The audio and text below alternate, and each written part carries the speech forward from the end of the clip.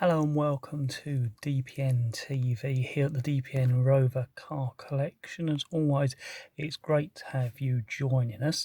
We're in our Rover 45 1.8 connoisseur, and I thought I'd do a little video on how we change the cabin filter or the pollen filter.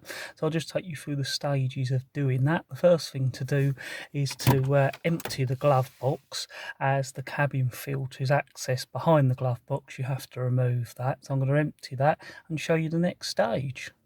So the glove box is empty, and it's just a case now of undoing these two little bolts, one each side of the glove box. Hopefully you can see that. Oh yeah, you can see it. There's just a little wire going across that goes to our car camera, and if I pull you out, you'll see in relationship as to where those bolts are, right at the bottom of the glove box. They're the next thing to remove.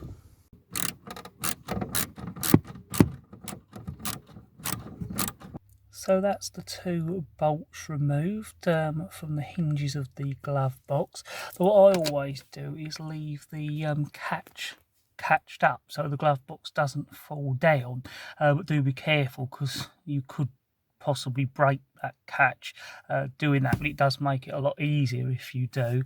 Then it's just simply a case of uncatching the glove box, and then it catches on that latch there and that piece of plastic. So you have to lift it up, down and out, and that then reveals the hole where the glove box was. Then what we have to do is unbolt this, I think it's this side, and drop it down, and that then allows us to pull out the cabin filter which is there. So we'll do that next. So I just thought I'd mention that when removing this bar behind the glove box, these two bolts and this bolt here, this one down the bottom, are all the same size, but this one is a bigger size. Now when we did our first one, I thought perhaps someone had put the wrong one back, but on all our 445s, for some reason, those three are one size, and this one is a bigger size. So if you find that, that is quite normal, and that's the one I'm going to undo next. So it's surprising what you forget when it's a while since you've done one of these. So you do undo all four of those bolts, but on this side, this catch is a real job to get back in.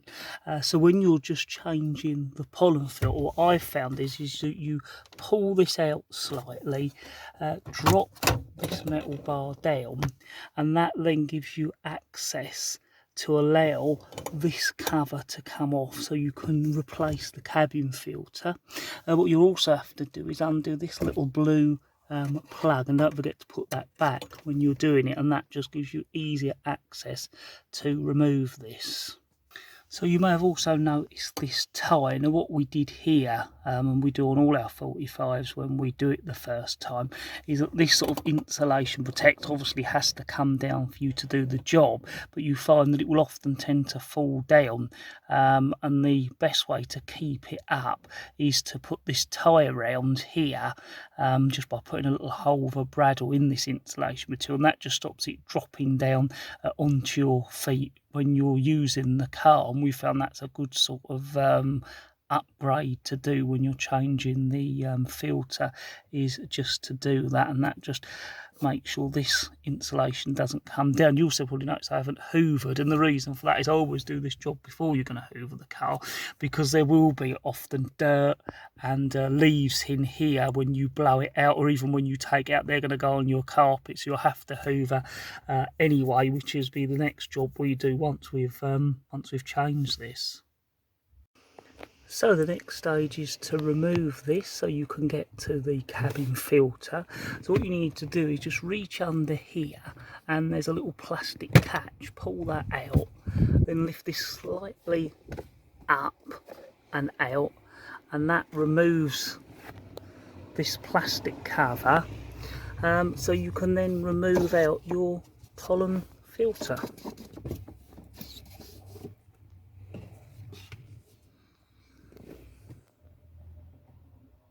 So as you can see, there's quite a few leaves and dust and dirt. Actually, I'm quite surprised how much, because it's only been in a year. So that's quite a lot of dirt and debris in such a short time. Not really high mileage. You can see in this slot where it goes, there's a little bit of dirt and dust as well, which we're going to blow out. Now you'll notice that this filter has got like a black plastic frame around it. And some filters they sell are purely paper and they don't last very long, and they tend to sort of break up when you pull them out, or can do, especially if they're old. If you buy the slightly more expensive ones that have got the plastic seal around them, you can blow them out, and that's what we tend to do. Is the first year we blow them out and then change them when they're 2 years old, which is what we're going to do with this one now. So it's well worth, when you're looking online buying them, buy the type that are almost like sort of a material rather than a paper, and they've got this black plastic outlining on them. So now it's time to blow that dirt and dust out from the cabin. We're lucky enough to have an air compressor. If you haven't, you could do it with a Hoover, just suck that dirt and dust out. It's not going to be as good, but it's still worth doing. Or of course, if you've got one of those little electric Valeter air blowers, that's always worth considering getting. But as I say, we blow it out.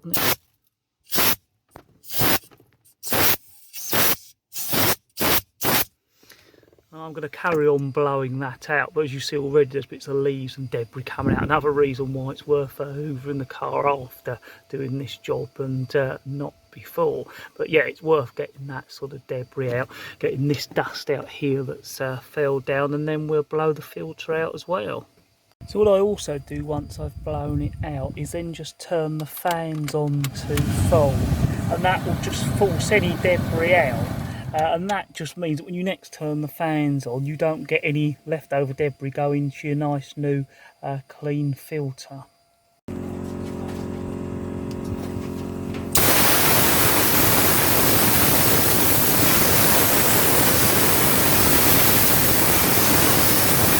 So that's the filter and all that dust and debris blown out.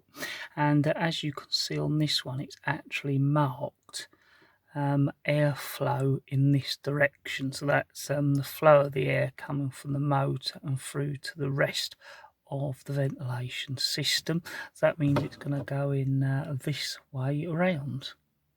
So once you've got the direction of airflow in the right way to go through the filter and lined up, it's then just a case of sliding it all the way back in. And then with the cover, simply hook the little latch over the hook on top and then push it down to latch over the latch, and that's the cover and filter back in. Now before I just tighten these 4 bolts up, while you've got the glove box off, there are a few things that might be worth checking. Now if you've got a problem where your fan speeds, not all of them work, then it could well be the little resistor, and that's located up here on top of the airbox where I'm pointing now, and you can see that wire going into it. And that's got 2 little screws that you remove and change. Now hopefully I will do a separate video on doing that and just what it looks like, but I thought I'd mention that in this video. Another thing you can check is if your glove box light hasn't been working. Hopefully I'm going to be able to show you this. The little glove box light is right there. You can see the little button there, and there's like a little festoon bulb or fuse bulb there, and it'll be a lot easier to change with this glove box out. And also right up here you can see that yellow and blue plug. That's your passenger airbag plug, so that's also something that's accessed when the glove box is out. So I just thought I'd mention those few useful things while we're here. And of course don't forget to plug this little blue plug up in there before you put the glove box back. So now it's time to just hook the glove box, and it's a case of hooking it over those little plastic lugs like that. Once it's in, what you should be able to do with 2 hands, it'll be a lot easier, is simply just hook it in. That's gently holding it again. Be careful you're not going to break the catch, and then I can put those 2 bottom bolts back in. So that's the glove box back in. One stage I forgot to say is always worth doing before you put the glove box back in is to just check that the fan is working and all 3 speeds are working, and that way if you've knocked any wires off, you've got the glove box out and can check they're all back on and plugged in without having to remove all the glove box. Another thing I've had to do, and you'll probably have to do, is move the passenger seat right back, and when you then put it back into its right position, what sometimes happens is your airbag light will come on and stay on. All you need to do, if this is the case, and that's normally the case, is where you've moved the chair backwards and forwards, it's slightly pulled on the airbag wire that goes to your seat. All you need to do is just kind of grip it back together, wiggle it about, and that normally cures that problem. Hopefully this has given you an insight into how to change the cabin filter. As always, they're not how-tos, they're just showing you how we tackle the job. Always have a manual with you to check anything you're unsure of, and of course watch other videos. You can build up a good picture on how to do this job and many others. As always, don't forget to subscribe to the channel, watch some of our other videos, and of course have a look at our Instagram page and Twitter page. All links are on our YouTube homepage. As always, thank you very much for joining us here at DPN TV, here at the DPN Rover Car Collection.